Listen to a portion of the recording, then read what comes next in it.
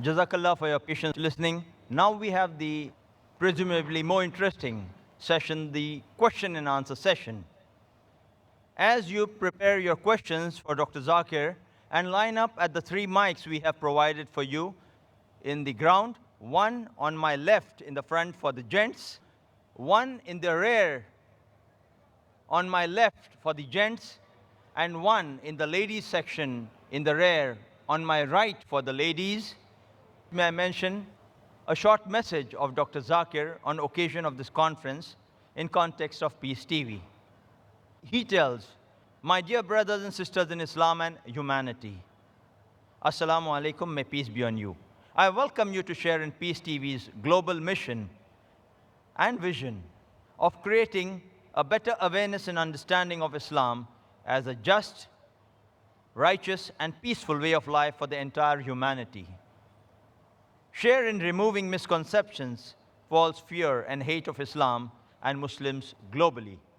This also is the focus of this conference. Now, as Peace TV is telecast to over 150 countries worldwide, it beckons your taqwa, spirit, and support to make it a household TV channel across the globe. In all continents where it is being broadcast presently, except for South America. Not only in the Muslim homes, but also in millions of non-Muslim homes seeking reliable Islamic knowledge and wisdom, which many a time is not available in the mainstream media. Now we start the question and answer session. To generate more value from the time available for our question and answer session, the following rules need to be observed by the questioners. Your questions must be on the topic. Is the Quran God's word? Your question should be brief and to the point. You may ask only one question at a time. For your second question, you need to queue again at the back of the queue where you're standing. Questions on the mic will be given first preference, and if time permits, questions on slips would be given second preference. Non-Muslims, brothers and sisters, will be given first preference to put forward their questions to Dr. Zakir. This would be tackled and handled by our volunteers at the question mics. Then only would our Muslim brothers and sisters be given preference for asking questions to Dr. Zakir. Questions would be allowed only from the mics. These questions would be allowed in a clockwise rotation. First for the ladies, the second for the gents, third for the gents, again for the ladies, gents, and then for the gents. If you have your questions, kindly put it forward now to Dr. Zakir. Remember 3 points on the topic, brief, and only one at a time. We'll allow the first question for the ladies, the second here, the third at the rear. Yes, sister. Okay, I have one question. In the Surah Al-Imran, verse 50, it says to follow the teachings of Jesus. Why doesn't anyone do this? Can you mention your name, sister, please? Chastity? Sister asked a question that the Quran says in Surah Imran, chapter 3, verse number 50, that we have to follow the teachings of Jesus Christ, peace be upon him. And there are many verses which say that we have to believe in Jesus, peace be upon him. Sister, let me clarify that Islam is the only non-Christian faith which makes it an article of faith to believe in Jesus Christ, peace be upon him. No Muslim is a Muslim if he does not believe in Jesus Christ, peace be upon him. We believe that he was one of the mightiest messengers of Allah subhanahu wa ta'ala. We believe that he was the Messiah, translated Christ. We believe that he was born miraculously without any male intervention, which many modern day Christians today do not believe. We believe that he gave life to the dead with God's permission. We believe that he healed those born blind and lepers with God's permission. The Christian and the Muslim sister, we are going together. But one may ask, where is the parting of ways? The parting of ways is, sister, that many Christians, they say that Jesus Christ, peace be upon him, he claimed divinity. He said that he was Almighty God. If you read the Bible, sister, there is not a single unequivocal statement in the complete Bible where Jesus Christ, peace be upon him, himself says that I am God, or where he says, worship me. If any Christian can point out a single unequivocal statement, a single unambiguous statement in the complete Bible where Jesus Christ, peace be upon him, himself says that I am God, or where he says, worship me, I am ready to accept Christianity today. I am not speaking on behalf of my other Muslim brothers. In fact, if you read the Bible, it's mentioned in the Gospel of John, chapter number 14, verse number 28. Jesus Christ, peace be upon him, said, my Father is greater than I. Gospel of John, chapter number 10, verse number 29, my Father is greater than all. Gospel of Matthew, chapter number 12, verse number 28, I cast out devil with the Spirit of God. Gospel of Luke, chapter number 11, verse number 20, I cast out devil with the finger of God. Gospel of John, chapter number 5, verse number 30, I can of my own self do nothing. As I hear, I judge, and my judgment is just. For I seek not my will, but the will of Almighty God. But the will of my Father. Anyone who says that I followed not my will, but the will of Almighty God, he's a Muslim. Jesus Christ, peace be upon him, he was a Muslim. He never claimed divinity. And it's clearly mentioned in the book of Acts, chapter number 2, verse number 22. Ye men of Israel, listen to this. Jesus of Nazareth, a man approved of God amongst you, by wonders and miracles and signs which God did by him, and you are witness to it. Jesus of Nazareth, a man approved of God amongst you, by wonders and miracles which God did by him, and you are witness to it. So we believe that Jesus Christ, peace be upon him, he was one of the mightiest messengers of God, but he was not God. So here we differ. As far as the teachings are concerned, your basic question was that Quran says we have to follow the teachings of Jesus Christ, peace be upon him. When Jesus Christ, peace be upon him, came in this world, he was only sent for the Jews, only for Bani Israel. The Quran says clearly in Surah Saf, chapter number 61, verse number 6, that Jesus Christ, peace be upon him, came as a messenger to the Bani Israel. It's mentioned in Surah Al-Imran, chapter number 3, verse 49, that Jesus Christ, peace be upon him, was sent only for the Bani Israel. It's mentioned in the Gospel of Matthew, chapter number 10, verse number 5 and 6. Jesus Christ, peace be upon him, he says, go ye not into the way of the Gentiles. Who are the Gentiles? Non-Jews, Hindus, Muslims. Go ye not in the way of the Gentiles, enter ye not into the city of the Samaritans, but rather go to the house of the Lordship of Israel. And a similar message repeated in the Gospel of Matthew, chapter number 15, verse number 24. He says to the apostles that I have been sent not but to the Lordship of the house of Israel. So Jesus Christ, peace be upon him, was sent only for the Bani Israel. And his message was supposed to be followed only for a particular time period. That's what the Bible says, that's what the Quran says. In spite of this, sister, if you read the Bible, what Jesus Christ, peace be upon him, says, if you analyze, it's mentioned in the Gospel of Luke that Jesus Christ, peace be upon him, he was circumcised on the 8th day. We Muslims, mashallah, we are circumcised. Majority of the Christians aren't circumcised. So if you say that following the teachings of Jesus Christ, peace be upon him, makes you a Christian, then I'd like to say that I am more Christian than the Christians themselves. It is mentioned in the Bible, in the book of Ephesians, chapter number 5, verse number 18, that be not drunk. It's mentioned in the book of Proverbs, chapter number 20, verse number 1, that wine is a mocker. We Muslims, we don't drink alcohol.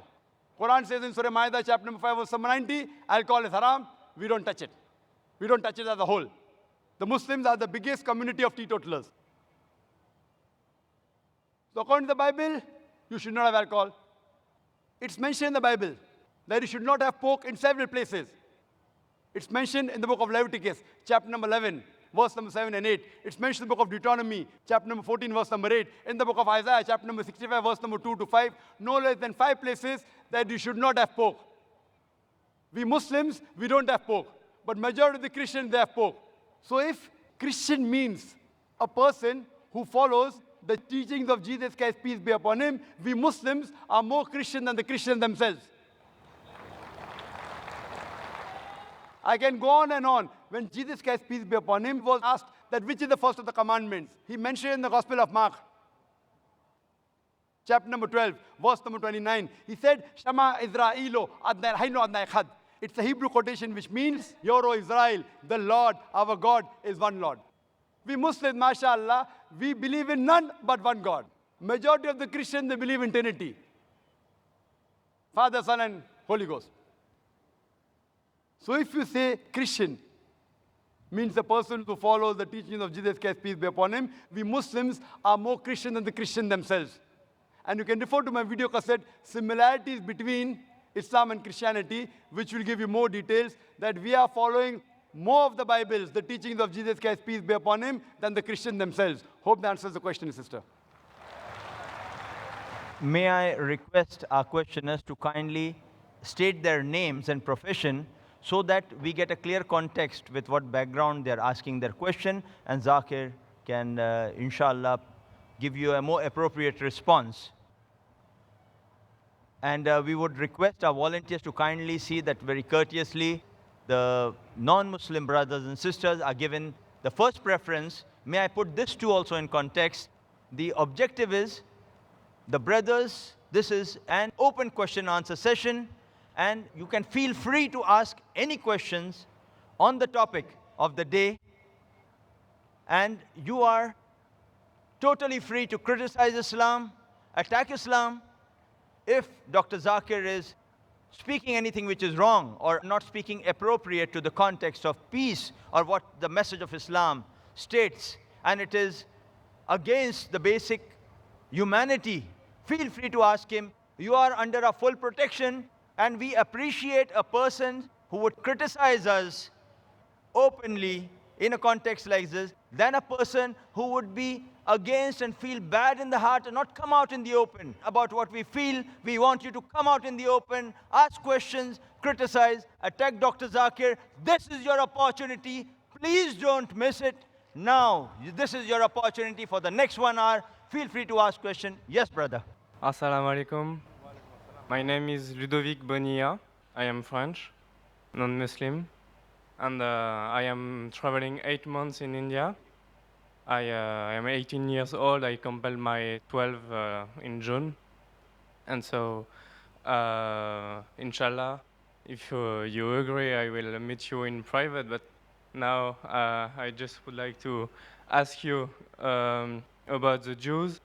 Maybe, if I am not wrong, you said that it is written in the Quran that Jews and pagans are the strong enemies of believers, Muslim believers, Muslim. And I would like to know how this verse can favorize peace in humankind when we see the troubles between Palestine and Israel, how some Muslim and some Jews cannot misunderstand this verse, because maybe it can provoke some misinterpretation, or if it's literally that Jews and Muslims have to be enemies.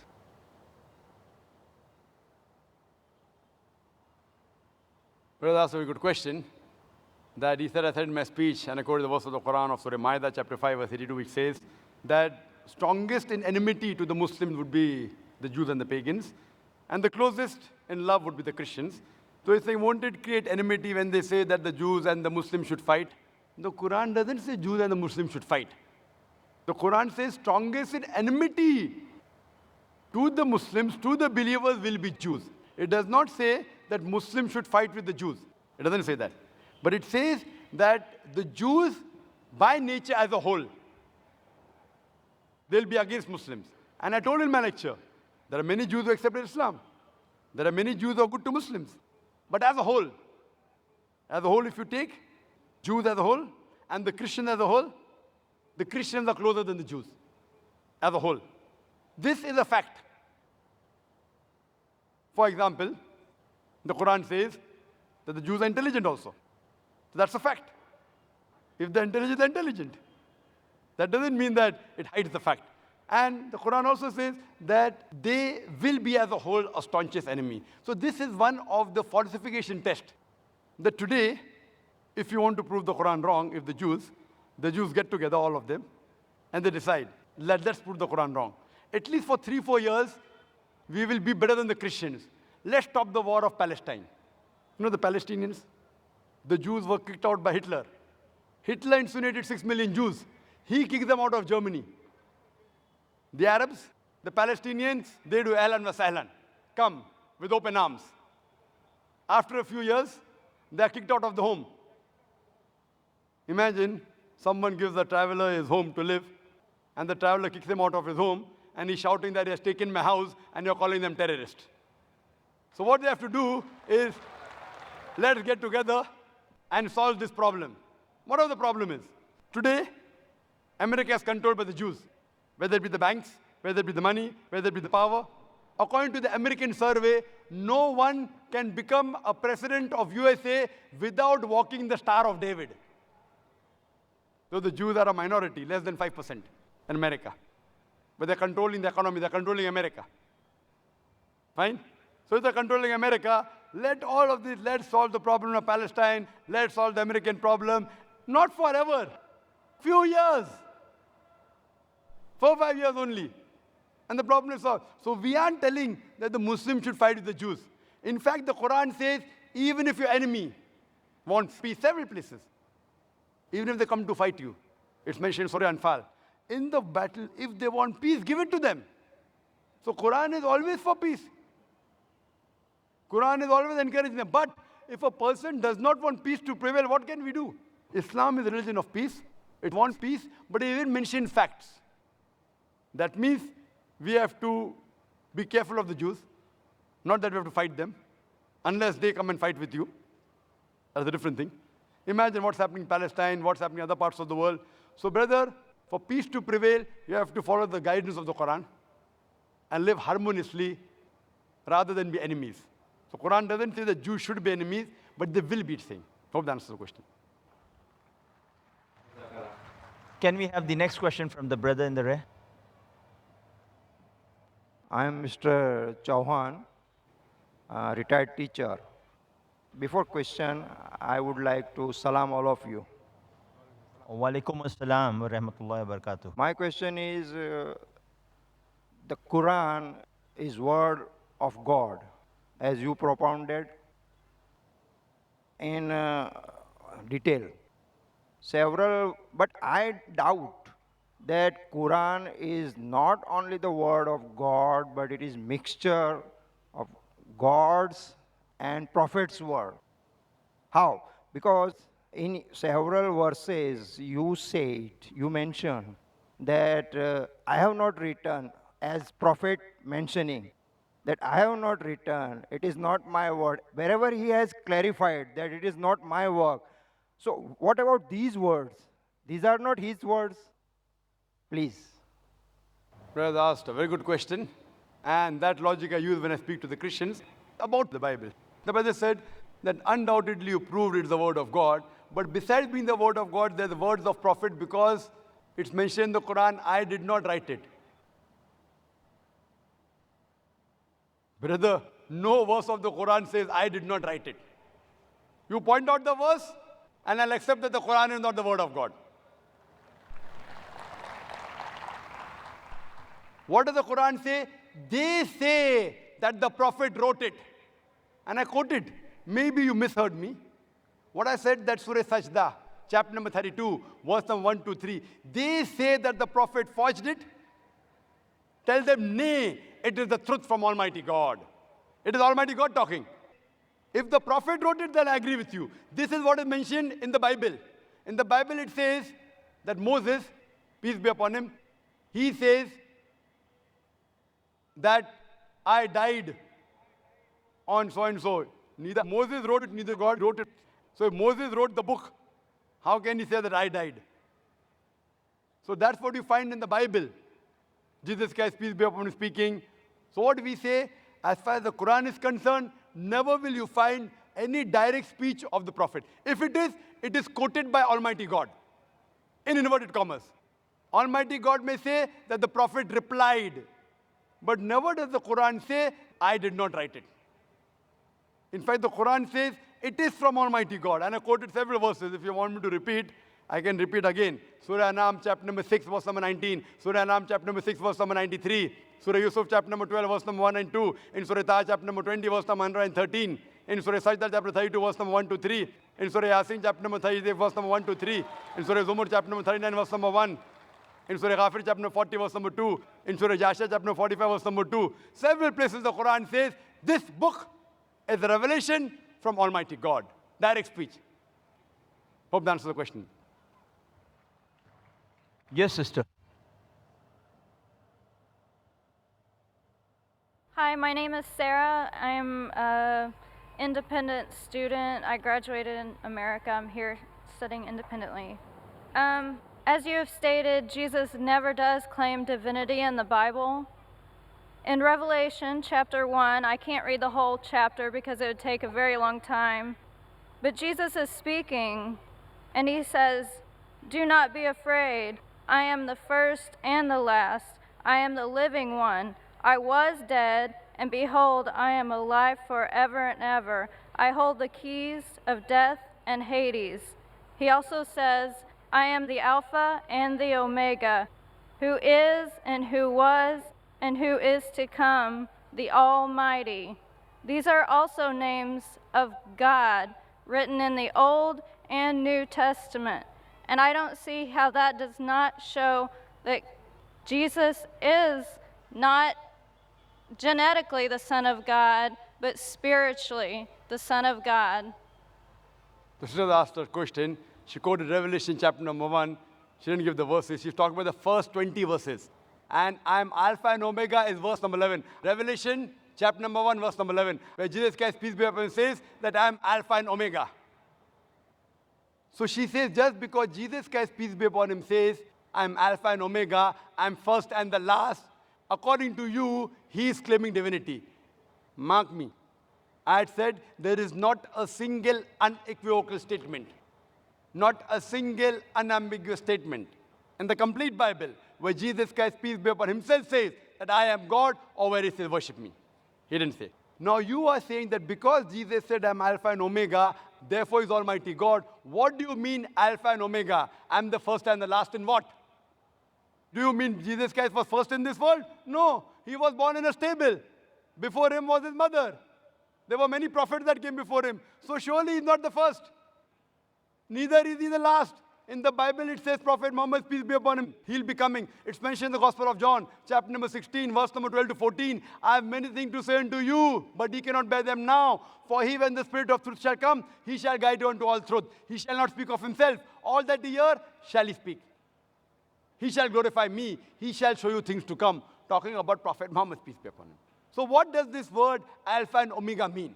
It does not mean that he's first and the last, actually, literally. Because there were many people who came before him, and there are many people who came after him. What does it mean? That in the law of God, whatever the messenger says, the law of God is first and last. At the time of Moses, Moses was Alpha and Omega as far as the law of God was concerned. Whatever he taught had to be followed. At the time of Jesus, Jesus Christ, peace be upon him, his teachings were Alpha and Omega. It had to be followed. At the time of Prophet Muhammad, peace be upon him, his teachings are Alpha and Omega. It is the first and the last. It does not mean that he claimed divinity. So therefore I said, any unambiguous statement, if you literally mean he was first and last, if you read the Bible disagrees. There were many people who came before Jesus Christ, peace be upon him. He was born in the womb of the mother. And various people came after him also. So surely, sister, therefore I said, unambiguous, unequivocal statement. Hope that answers the question. Yes, brother. My name is Aryaputra Kumar Narayan Singh Konte from Delhi. I speak continue English to English. I am very sorry. Sir मैं पूछना चाहता हूँ क्या भगवान के बनाए हुए सभी नियमों में परिवर्तन होता रहता है क्या? मैं इसलिए पूछना चाहता हूँ क्योंकि इस्लाम धर्मावली बोलते हैं कि यानी कि मनुष्य का कभी पूर्ण जन्म नहीं होता है, और जबकि श्रीमद् भागवत गीता में श्री कृष्णा ने अर्जुन से कहा है, हे पार्थ, कि इंसान यानी कि कई बार जन्म लेता है, शायद तुम्हें नहीं मालूम है, मेरे कई जन्म हो चुके हैं। मैंने पहला जो गीता का ज्ञान दिया था वो पहले मनु को दिया था, जिसे आप शायद नू इस्लाम का नाम से जानते होंगे। और दूसरी बार कहते हैं कि मैंने सूर्य देव को ये ज्ञान दिया था, उसके बाद मैं आपको दे रहा हूँ। तो सर आप क्या बता सकते हैं कि मनुष्य का पूर्ण जन्म होता है या नहीं होता है? क्या भगवान के बनाए हुए नियमों में क्या परिवर्तन होता रहता है क्या समय अनुसार? मैं ये पूछना चाहता हूँ। The brothers asked two questions. The first question is, can there be change in the law and the teachings of Almighty God? Can there be changes? And question two is, that can a person be reborn? Can he be reborn? And he quoted a verse of the Gita, which I'll come to it later on. As far as the first question is concerned, can the laws of God keep on changing? If the law of God is time-bound, if it's meant for only a particular group of people and for a particular time period, it will keep on changing. For example, as I mentioned in my talk, Torah, Zabur, Injil, all of them were revelation of God, but they were meant for a particular group of people and for a particular time period. But once the last and final revelation of God has been revealed, nothing new can be added, nothing can be subtracted. Quran is the last and final revelation of Almighty God. No other revelation is going to come. Prophet Muhammad, peace be upon him, is the last and final messenger. There is no other messenger to come. Allah says in Surah Azab, chapter 30, verse number 40, مَا كَانَ مُحَمَّدٌ أَبَا أَحَدٍ مِّن رِجَالِكُمْ وَلَٰكِنَّ رَسُولَ اللَّهِ وَخَاتَمَ النَّبِيِّينَ وَكَانَ اللَّهُ بِكُلِّ شَيْءٍ عَلِيمًا. That Muhammad, peace be upon him, is not the father of any of you men, but he is the messenger of Allah and is the seal of the prophets. And Allah is all-knowing, full of wisdom. After Prophet Muhammad, if anyone says that he is a messenger of God, he gets revelation, then he requires a psychiatrist.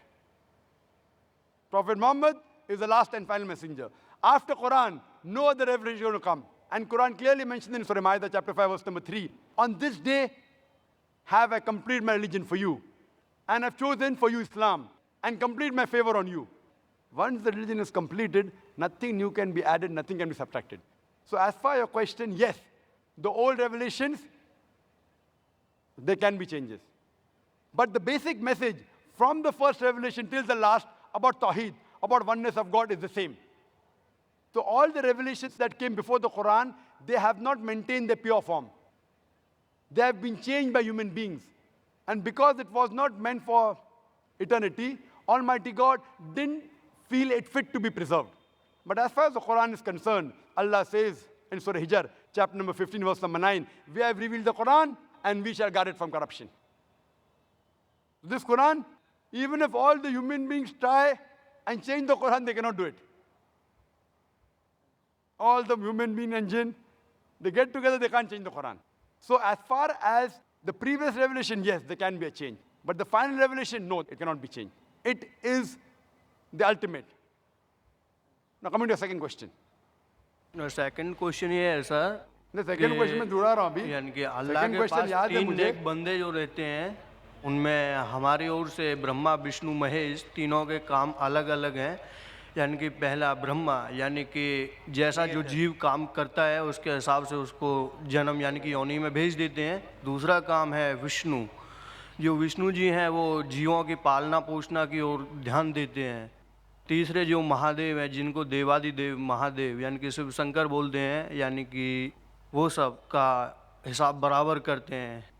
यानी कि आपके पास जो यानी कि अल्लाह ताला के पास जो तीन बंदे नेक बंदे रहते हैं, उनका भी काम क्या यही है? भाई साहब, आपने इस्माइल, इज़राइल, एक नया सवाल पूछा जी, इसका जवाब दूंगा। पहले पुराने सवाल का जवाब दूं क्या नहीं मैं? जी आपने पुनर्जन्म की बात की, बराबर? जी तो उसका जवाब चाहिए या नहीं चाहिए? चाहिए। चाहिए ना। तो पहला पुनर्जन्म की बात करूंगा, फिर आपकी ब्रह्मा, विष्णु और शिवा की भी बात करूंगा। हाँ, इंशाल्लाह तीनों की बात करूंगा मैं। There was asked another new question, so I told him first I'll reply to the old question, then I'll come to a new question. His previous question was that do you believe in reincarnation in a second life?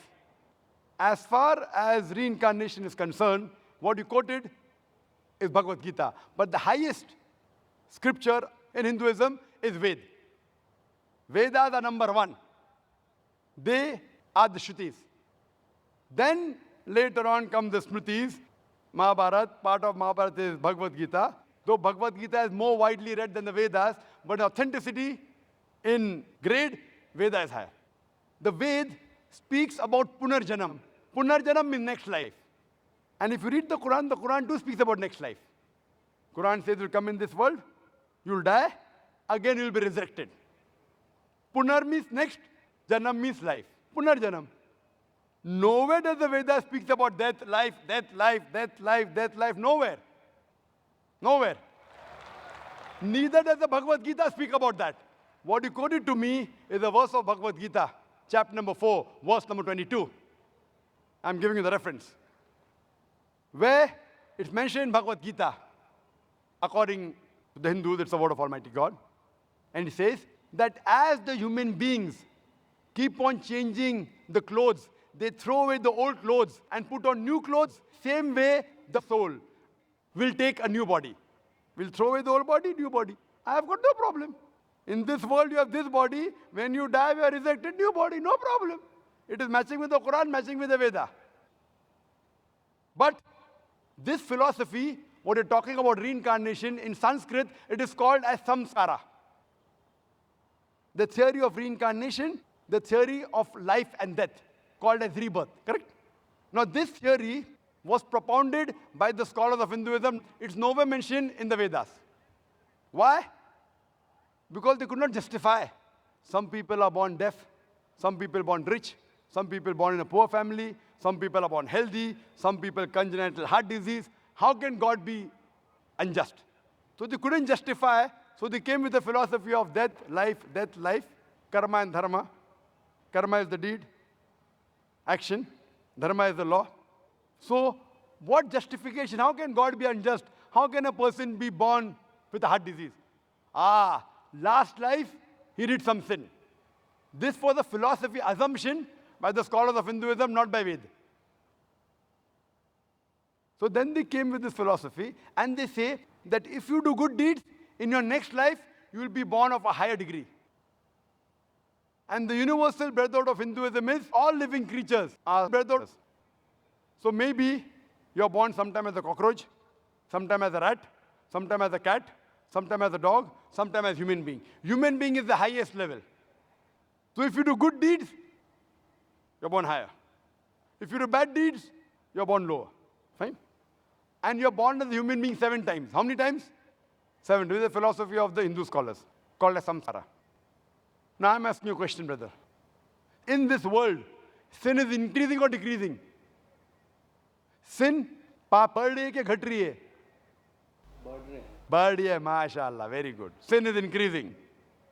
Population of human being, इंसान जो जनता, इंसान है बढ़ रही है क्या घट रही है? Population बढ़ रही है क्या घट रही है? बढ़ रही है, mashallah. So sin is also increasing and human beings are increasing. If sin is increasing, human beings should decrease.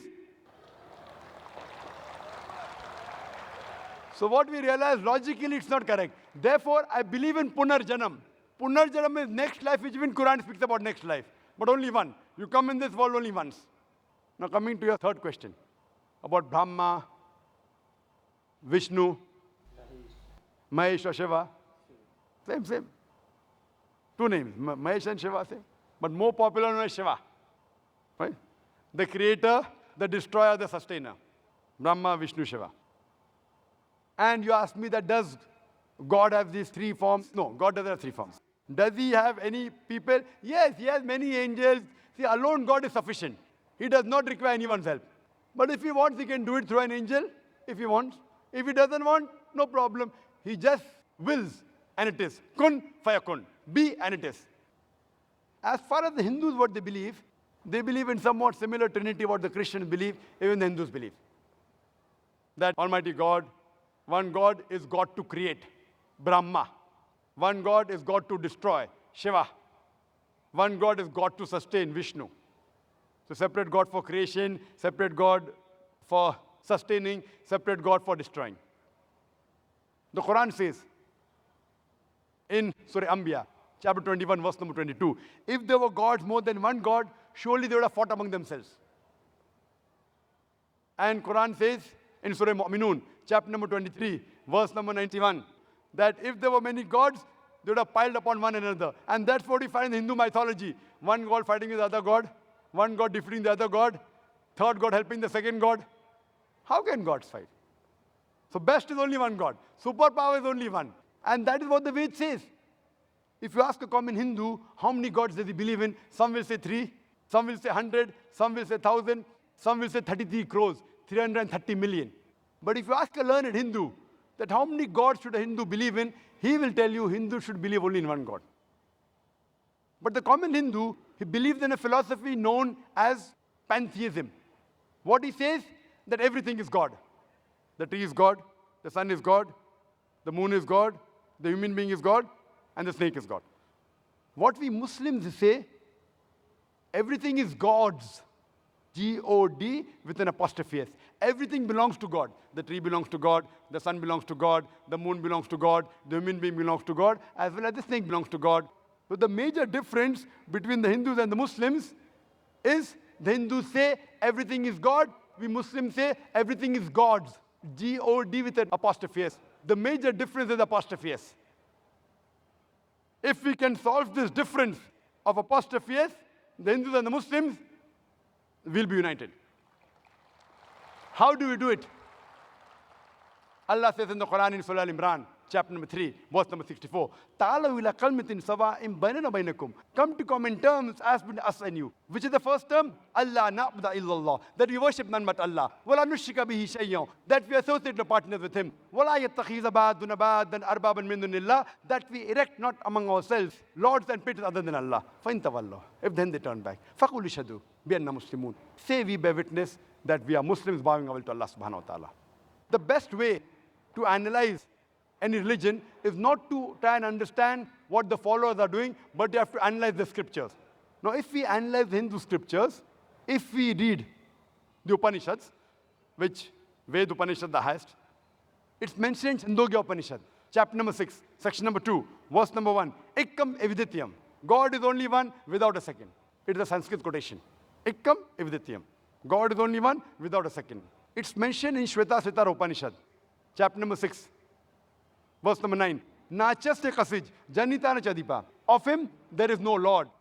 He has got no parents. Almighty God has got no superior. He has got no mother. He has got no father. It's mentioned in the Shvetasvatara Upanishad, chapter number 4, verse number 19. Na tasya pratima asti. Of that God, there is no pratima. Pratima means image. Pratima means photograph, idol, sculpture, painting. Almighty God has got no photograph, has got no sculpture, has got no statue, has got no painting. He has got no images. And amongst the Hindu scriptures, the most sacred are the Ved. It's mentioned in Yajurved, chapter number 32, verse number 3. Na tasya pratimasti. Of that Almighty God, there is no pratima, there is no images, there is no photograph, there is no sculpture, there is no statue. It's mentioned in Yajurved, chapter number 40, verse number 8. Almighty God is pure. It's mentioned in Yajurved, chapter number 40, verse number 9. Andhatma pavishanti ya asambuti mupaste. They are entering darkness, those who worship the asambhuti. Asambhuti are the natural things like fire, water, air, etc. And the verse continues, they are entering more in darkness, those who worship the sambhuti. Sambhuti are the created things like table, chair, idol, etc. Who says that? Yajurved, chapter number 40, verse number 9. And the Brahma Sutra of Hinduism is Ekam Braham देवता नास्ते नैना नास्ते किंचन भगवान एक ही है दूसरा नहीं है नहीं है जरा भी नहीं है there is only one God, not a second one, not at all, not in the least bit. We'd like our audience to give this young boy a good hand, because I think when we are young, we are more innocent, we are more righteous, we are more truthful. He's an example of it, putting a very genuine question. He had a genuine question, he believed in a genuine approach. Alhamdulillah. May we have the next question from the brother in the back?